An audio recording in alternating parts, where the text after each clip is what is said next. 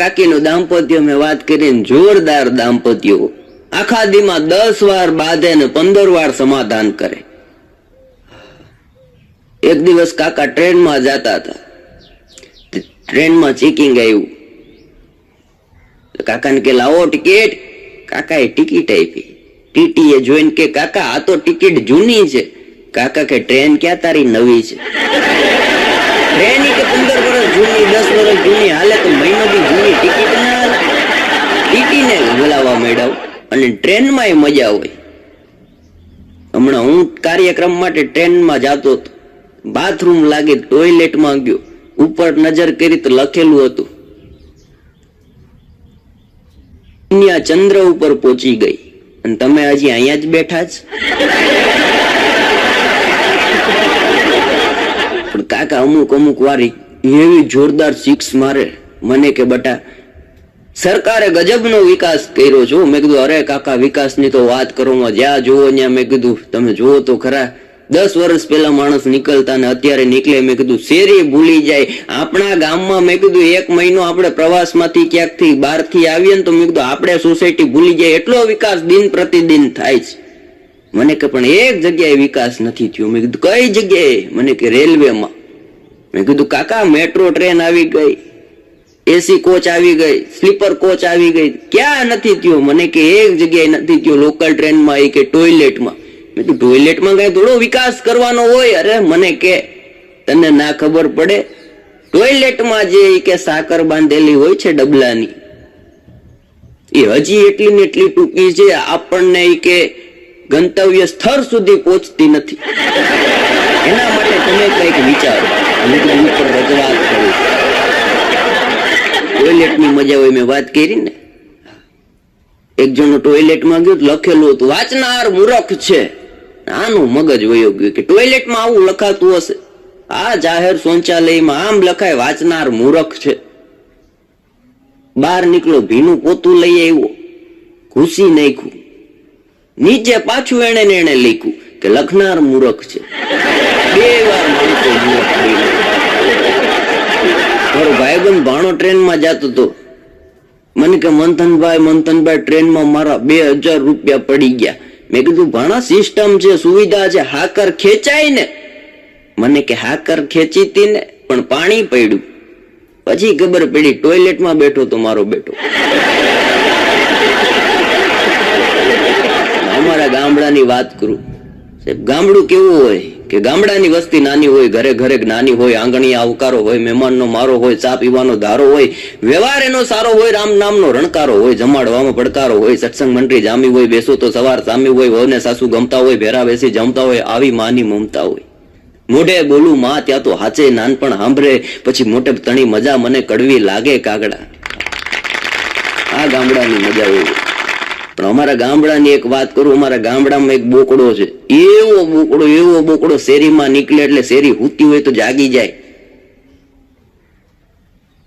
એક શેરીમાં નીકળ્યો, 3 શેરીમાં ખબર પડે કે બોકડો આ શેરીમાંથી નીકળો. એવો ગંધાય. એમાં ગામ લોકો એક ભેગા થયા. ગામડામાં હું ચોરો મીટિંગ ભરાય, કઈ પ્રશ્ન હોય, કોઈ માણસને પૈસાની જરૂર હોય, આવી બધી મીટિંગ થતી હોય. એમાં ચોરે બધા ભેગા થયા એટલે નક્કી કર્યું કે હવે બોકડાનું કરવું હું, કે આખે ગામને હુવા નથી દેતો. અજાણ્યા મહેમાન આવે એને તો સીધી લાત જ મારે છે. એક કામ કરો કે આ બોકડા હારે જે કોઈ પણ રહેશે ને એને 10,000 રૂપિયા ઇનામ સરપંચ કે મારા તરફથી. અને બોકડાને બાંધી દીધો અને ગામમાંથી પછી એક ભાઈ ગયા, 3જી મિનિટે બહાર આવ્યા. પાછા એક ભાઈ ગયા, 5મી મિનિટે બહાર આવ્યા. ગામ હોય ને અકલમઠા જાજા હોય. આમ કરતા કરતા 10-12 જણા ગયા. આખા દીમાં 15-20 જણા ગયા ને બહાર આવી ગયા. બીજો દી હવાર થયો, પાછા 2 જણા ગયા, બહાર આવ્યા. એમાં એક ભાઈ ગયો અંદર, 15 મિનિટ થઈ તો બોકડો બહાર આવ્યો. બોકડો બહાર આવ્યો. ઓલા વખતે બધા માણસો બહાર આવતા હતા, આ વખતે બોકડો બહાર આવ્યો. સરપંચ છે ને 10,000 ની 15,000 રૂપિયા ઇનામ આપો, પણ પેલા ઈ કે બોકડો કઈ રીતના બહાર આવ્યો. માણસ ને આપણે જાહેરાત કરી હતી કે માણસ કોઈ આની આરે રે એને 10,000 રૂપિયાનું ઇનામ, અને બોકડો આખે આખો બહાર આવી ગયો. બોલો કે આવી જ જાય ને ભાઈ. 8 મહિનાથી કે હું નાયો નથી. બોકડા કરતા તો મારી સુધી વધારે પવિત્ર. 2 જણા જુગાર રમતા હતા, એની પાસે ગયો કે ભાઈ જુગાર ના રમાય, આમાં પાંડવો હારી ગયા. જુગાર રમતા તેમાંથી એક બુદ્ધિશાળી માણસ ઉભો થયો કે ભાઈ કૌરવો જીતા હતા ને. મારો ભાઈ બનશે સુનિલ, મને કે મંથનભાઈ તમને કે માથામાં કે પ્રોબ્લેમ હતો દુખાવાનો, હવે કેમ છે? મેં કીધું પ્રોબ્લેમ છે ભાઈ, હજી દવા ચાલુ છે. મને કે તો બહુ માથું દુખતું હોય ત્યારે તમે શું કરો? મેં કીધું કાંઈ ન કરું, દવાની ટીકડી લઈ લઉં, અને જો દવાની ટીકડીથી ફેર ન પડે એટલે ગમે ત્યાં હોવ ત્યાંથી ઘરે પૂગી જાવ, અને તારા ભાભીને કહું ને એટલે મસ્તીનું માથામાં તેલનું માલિશ કરી દે. મને કે માલિશ કરી દે એટલે ઉતરી જાય? મેં કીધું હા, માથું હરવું પડી જાય, ઉતરી ન જાય. મને કીધું ભાભી ઘરે હશે?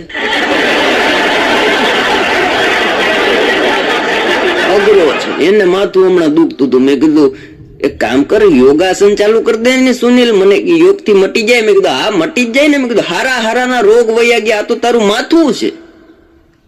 મને કે યોગમાં પણ કયો યોગ કરવાનો? ભસ્ત્રિકા કરવાની, કપાલ ભારતી કરવાની? મેં કીધું ના ના, શીર્ષાસન કરવાનું. 5-6 દી કર. મેં કીધું જો તને ફેર ન પડે તો કેજે. બીજે દી હવારમાં 9 વાગ્યામાં ફોન આવ્યો, અરે કે મંથનભાઈ શીર્ષાસન કર્યું ને માથું ઉતરી ગયું. મેં કીધું સુનિલ, એક દિવસના શીર્ષાસનમાં કઈ માથા ન ઉતરે. મને કે એવું કઈ નથી, શીર્ષાસન કર્યું ને તો પલંગ હેઠે બામની શીશી હતી જડી ગઈ.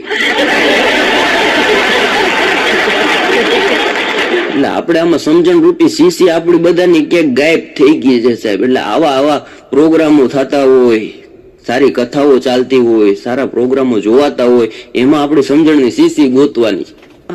હમણાં એક જણો કથામાંથી આવ્યો, ઘરે આવીને ઘરવાળીને તેડી લીધી. ઘરવાળી કે કથામાં જાય સાત્વિક થાય, ધાર્મિક થાય, અને તું કાં રોમેન્ટિક થઈ ગયો? ઓલો કે કથાકારે કીધું છે પોતાના દુઃખને ઉપાડતા શીખો. બેનો ગજબ ન હોય. મારી બાજુમાં એક માજી છે, આખો દી નિમાણા થઈને બેઠા હોય. એટલે હું સાંજે ઓફિસે જાઉં તો માજી તો બેઠેલા જ હોય. એક દિવસ મેં પૂછતા પૂછાઈ ગયું, પૂછાય નહીં પણ પૂછ્યું. મેં કીધું માજી આમ કા હાવ નિમાણા થઈને બેઠા? મને કે હું તો બટા વિચારું. મેં કીધું કે સારી જગ્યાએ વિચારો. મને કે બીજી એક જગ્યા જ નથી મળતી, કે હું અહીંયા બેઠીને જ વિચારું. મેં કીધું વિચારો હું, ઈ તો મને કયો. મને કે ઈ જ ખબર નથી. કામ કરો, વિચારવા માટે કોઈક છોકરી રાખી લ્યો, કોઈક બેન રાખી લ્યો. મને કે જો ઈ વિચાર બટા મને ના આવ્યો. બીજે દી એના ઘરવાળાને કીધું એકાદી છોકરી અથવા એકાદી બેનની મારે જરૂર છે વિચારવા માટે. એના ઘરવાળાએ જાહેરાત આપી. અટાણ તો જાહેરાત એવી આવે છે, વોટ્સએપમાં પોસ્ટર મૂકી દે, ફેસબુકમાં પોસ્ટર મૂકી દે, ઇન્સ્ટામાં સ્ટોરી મૂકી દે. આહા, જાહેરાત આપી. બીજે દી હવારમાં 6-7 છોકરી આવી ગઈ. બોલો કાકી અમારે તમારા માટે શું વિચારવાનું? કાકી કે તમે એકેય નો ચાલો, બધા વયા જાઓ. મને કે અમારો વાક શું? અરે કે તમને હું કાકી જેવી લાગુ છું? ખીજાઈને મોકલી દીધી હો દીકરીઓ. કાકાને પાછા કે આવી છોકરીઓને નહીં, સારી છોકરીઓને ગોતી આવો. કાકા કે એમાં તો હું ભૂલ ખાઈ ગયો. તું જે મારા ઘરમાં આવી એની કરતા સારી ન આવે. માણા ને માણા મળી રહી ને ભાઈ. 3-4 દી છે, એક છોકરી આવી કે બોલો દીદી મારે તમારા માટે શું વિચારવાનું છે? કાકી કે બસ જો દીદી કહેવાનું, દીદી જ કહેવાનું. કે તારે કે મારા માટે વિચારવાનું, હું કહું એ વિચારવાનું. દીકરી કે પણ મારો પગાર કેટલો? અરે કે કાકી કે પગારની વાત હોય બટા, તારો પગાર 30,000 રૂપિયા. કાકાના આંખમાં જર્જરિયા આવી ગયા. 30,000 માં માણા આખું ઘર આકે, અને આ 30,000 રૂપિયા મારી બાયડી વિચારવાના આપે? છોકરી ભણેલી એટલે તરત સવાલ કર્યો, કાકી તમે કઈ કમાતા નથી, અને કાકા જે કામ કરીને પૈસા લાવે એમાં તમારે ઘર હકાવવાનું હોય ને મને 30,000 કઈ રીતના આપશો? કાકી કે ઈ તું વિચાર. કાકા કાકીનું દાંપત્ય મેં વાત કરીને જોરદાર દાંપત્યો. આખા દીમાં 10 વાર બાંધે ને 15 વાર સમાધાન કરે. એક દિવસ કાકા ટ્રેનમાં જતા હતા. ટ્રેનમાં ચેકિંગ આવ્યું. કાકાને કે લાવો ટિકિટ. કાકાએ ટિકિટ આપી. ટીટીએ જોઈને કે કાકા આ તો ટિકિટ જૂની છે. કાકા કે ટ્રેન ક્યાં તારી નવી છે? ટ્રેન કે 15 વર્ષ જૂની 10 વર્ષ જૂની હાલે તો મહિનો બી જૂની ટિકિટ ના હાલે. ટીટીને બોલાવવા મેળવ અને ટ્રેનમાં મજા હોય. હમણાં હું કાર્યક્રમ માટે ટ્રેનમાં જતો હતો. બાથરૂમ લાગે ટોયલેટમાં ગયો. ઉપર નજર કરી તો લખેલું હતું દુનિયા ચંદ્ર ઉપર પહોંચી ગઈ અને તમે હજી અહીંયા જ બેઠા જ. પણ કાકા અમુક વાર એવી જોરદાર સિક્સ મારે મને કે બટા સરકારે ગજબનો વિકાસ કર્યો છો. મેં કીધું અરે કાકા વિકાસની તો વાત કરવામાં જ્યાં જોવો ત્યાં. મેં કીધું તમે જોવો તો ખરા 10 વર્ષ પહેલા માણસ નીકળતા ને અત્યારે નીકળે. મેં કીધું શેરી ભૂલી જાય. આપણા ગામમાં મેં કીધું 1 મહિનો આપણે પ્રવાસમાંથી ક્યાંકથી બહારથી આવીએ ને તો મેં કીધું આપણે સોસાયટી ભૂલી જાય. એટલો વિકાસ દિન પ્રતિદિન થાય છે. મને કે પણ એક જગ્યાએ વિકાસ નથી થયો. મેં કીધું કઈ જગ્યાએ? મને કે રેલવેમાં.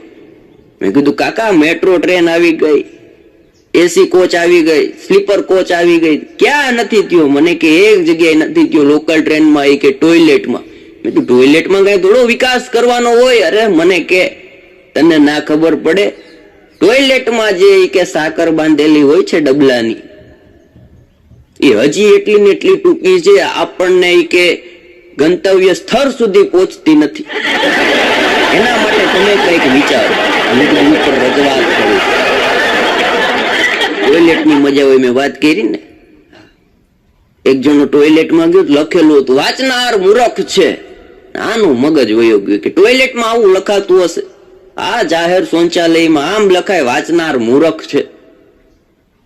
બહાર નીકળો ભીનું પોતું લઈ આવ્યો, ઘૂસી નાખ્યું.